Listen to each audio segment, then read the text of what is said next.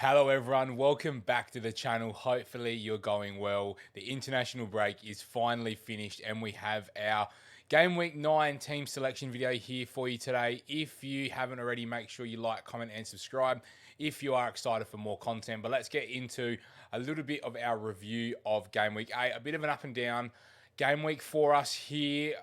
A bit frustrating. I was tossing and turning between the Son, Salah sort of captaincy decision. Ended up going with Son because of the fixture, but unfortunately that did not pay off. If we'd gone with Salah, we would have got a monster green arrow. It still was a green arrow for us, 759,000 overall. It was a big green arrow as well. I reckon it was from about 1.8 million. So for me, that's a huge return in rank. But again, Salah would have made that much better. Turner, Udogie, Cash, Trippier.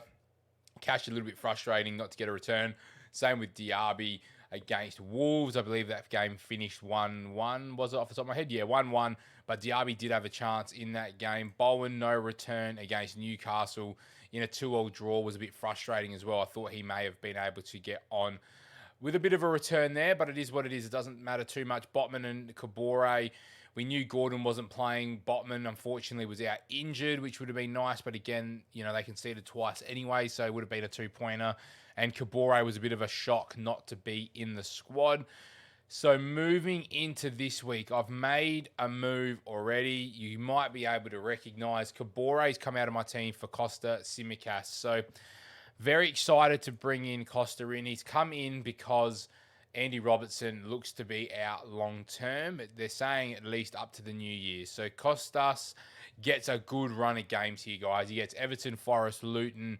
Brentford at home's not dreadful. You bin off Man City, but then you get Fulham, Sheffield, Crystal Palace all in there. For 4.4 million, he comes in for Kabore. I had 0.6 in the bank. So we had plenty of room for Tsimikas to come in. He gets Everton at home this week, so I'm very excited for that fixture. We then get Gordon back into the starting 11 for us against Crystal Palace at home. He's come off a big break. I'm expecting some returns from Anthony Gordon. He looks very good.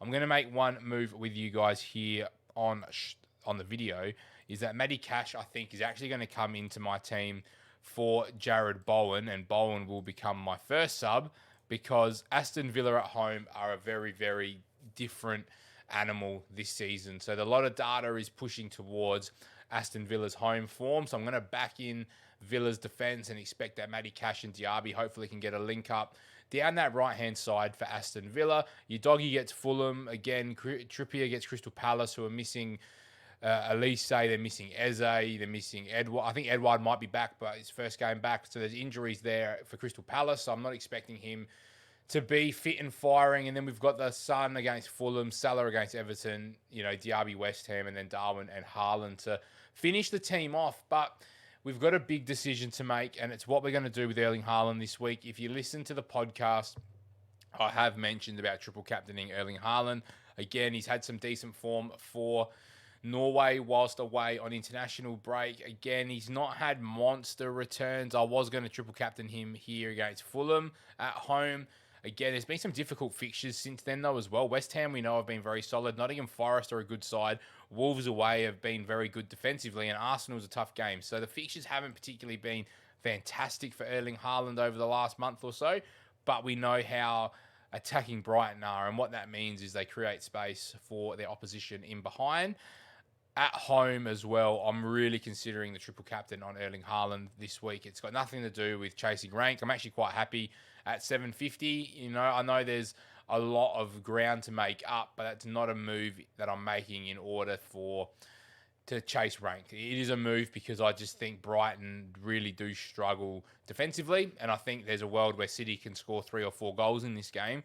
And if that's going to happen, I'm expecting Erling Haaland to be involved in at least 3 of them. So for me, Erling Haaland's an essential captain this week. If you want to pull that triple captain with me, make sure you do it with caution because there will be some good fixtures coming up. But My issue is everyone's talking about the double that they get here in game week 20. My issue is it's happening right around the Christmas New Year period. And if it's going to be Brentford and Sheffield United, I don't expect Haaland to start both of those games. So I'm trying to take the triple captain with as least risk as possible. So for me, Brighton's a great fixture at home, even better for City. So that's my thought process behind Erling Haaland triple captain. I haven't hit the button yet. I'm waiting for Pep's press conference tonight just to make sure there's nothing there that is going to make me turn against that. But I'm very, very happy to pull that on this week. The other big decision is Darwin Núñez. Again, he played 90 minutes against Brighton going into the international break. Haven't heard yet the situation with Cody Gakpo. The other problem we've got with Darwin is that Uruguay played yesterday, our time. So is he going to get back in time? I just think, between him and Luis Diaz, it's a bit easier for Darwin to slot up front and Jota on the left wing than have to play Jota up front and Diaz on the left wing. So I'm just thinking that through necessity, Darwin should start up front. It doesn't mean that he's going to play 90 minutes. If he plays 70 minutes, that should be enough to get a return against Everton. But if I was going to captain anyone else, it would be Salah this week against Everton, although I think they're defensively solid. It's just Son still has a bit of an injury cloud apparently coming out of the international break. So for our team, I'm very, very happy with where it's at, because when we look at the fixture, my team tool here on Fantasy Football Hub, we've got a 95 game week rating this week, and that is with Matty Cash on the bench. I'm going to switch him in for Bowen, though, which is probably going to bring it down to a 94. I'm not sold on that. Let me know in the comments what you would do. I'm probably going to keep flicking between Cash and Bowen. I think I'm leaning Cash at the moment, but again, press conferences may lean me other ways. So that's game week 9, though. For game week 10, again, we're in a decent spot. Doggy gets Crystal Palace away, but Trippier has Wolves away. Simi has Forest at home, and then Cash has Luton. So they're the three that are definitely playing for me. And then Salah has Forest at home. Son has Crystal Palace away. Gordon Wolves away. Bowen has Everton at home. Diaby Luton at home. Darwin Forest at home. And Haaland has Man United. Again, that means that Doggy against Crystal Palace away misses out, and that's not the worst fixture. And it also means Areola comes in with Everton at home against Turner, who has Liverpool. Again, Turner might be out of the team by that point.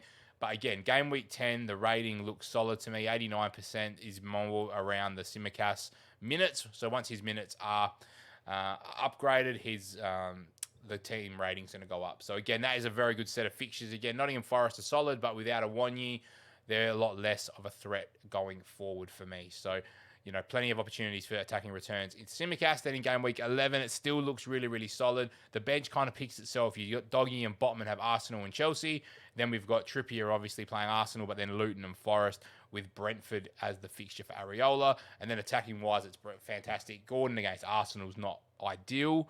I could look at Archer against Wolves instead, but I just think the minutes are so locked in with Gordon at the moment that we're just going to have to ride him long term, and the rest of the fixtures sort of sort themselves out. And I'm pretty happy with the team through the next 3 weeks, because again, Tsimikas gets Brentford at home. Again, we could go Botman and double up on the Newcastle defence against Bournemouth away as well if we really want to, or we can look at Wolves as well. So there's options there. We don't have to play Tsimikas that week. For argument's sake, let's put Botman in there, and it brings the team rating straight up to a 91. This is all without making any transfers. So obviously at this point, if we haven't made any moves, we could have 2 transfers sitting there. I'm very, very happy with where the team's at. Let me know your thoughts in the comments, guys. Hopefully you have some great luck this weekend, and you'll see me for my review of Game Week 9 early next week.